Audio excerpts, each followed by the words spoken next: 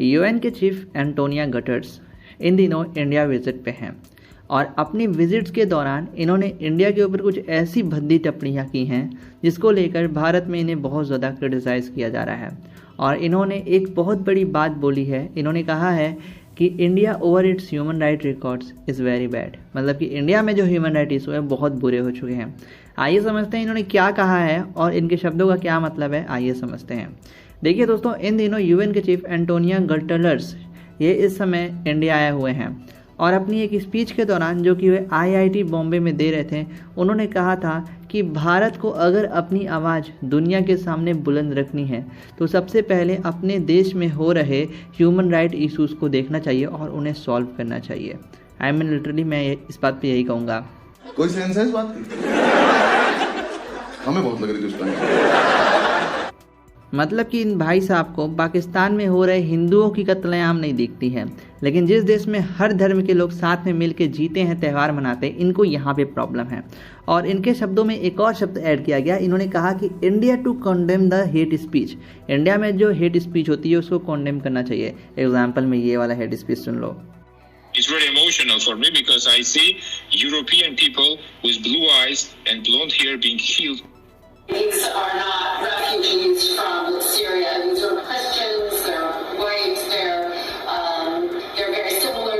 Like Iraq or Afghanistan, this is a relatively civilized, relatively European city where you wouldn't expect that or hope that it's going to happen. Well done. तालियां होनी चाहिए यार हमारे लिए। और एक और यहाँ पे आप पैराग्राफ सुनिएगा, ये जो बहुत ज़्यादा वायरल हुआ था। ये एक प्रकार का रेसिस्ट स्पीक नहीं है, लेकिन यहाँ पर यूएन को ये सारी चीज़ें कहाँ दिखती हैं, इसके वक्त तो आंखें मूंद लेता है। इन्होंने अपने शब्दों में साथ साथ ये भी ऐड किया कि भारत के अंदर freedom of journalism, human right activist और स्टूडेंट्स, ये तीनों खतरे में हैं और इन्हें हर एक कीमत पे प्रोटेक्शन देनी होगी। कुल मिला के दोस्तों इन्होंने कहा है कि भारत के अंदर जो ह्यूमन राइट इशू है, हमें इसको लेकर बहुत ज़्यादा कंसर्न है, लेकिन दुनिया में जो ह्यूमन राइट इशू है इसको लेकर इन्हें घंटा नहीं फर्क पड़ता।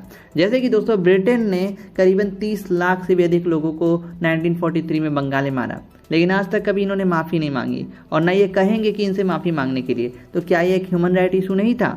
दोस्तों, इन यूरोपियंस और गोरे लोगों ने काले लोगों के ऊपर करीबन 100 सालों तक इनके साथ कुत्तों जैसा व्यवहार किया, इनको अपना पालतू जानवर बना दिया और ऐसी इनकी ज़िंदगी कर दी थी जैसे कि एक जानवर की होती है।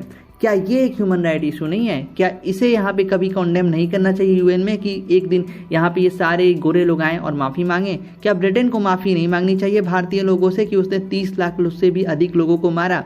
और हद तो तब हो जाती है ना जब ये लोग ऐसी बात करते हैं इंडिया को लेकर जहाँ पर ना कोई रंग भेद है ना कोई जाति भेद है। हाँ, हो सकता है हमारे देश के लोगों में कुछ हद तक मतभेद हो, लेकिन मन भेद नहीं है हमारे अंदर। हमारे देश में आज भी हर एक त्यौहार मिलजुल के मनाते हैं। हमारे देश में चाहे कोई हिंदू हो, मुस्लिम हो, सिख हो, ईसाई हो, सबके दिल में सिर्फ एक चीज़ बसता है, वो है इंडिया। और यहाँ पे ये कहने वाले कौन होते हैं? इनको तो यूएस के अंदर का ह्यूमन राइट इशू दिखता नहीं है। पिछले कुछ दिनों में यूएस के अंदर जो रेसिस्ट अटैक है, आप एक लाइन से लिस्ट देखिएगा, इतने सारे हो चुके हैं, लेकिन एक भी बार यूएन सामने आया है, कहा है कि यूएस के अंदर रेसिस्ट अटैक बढ़े हैं? नहीं कहेंगे, क्योंकि भैया वहाँ से पैसे आते हैं, इनको कहाँ से बोलेंगे।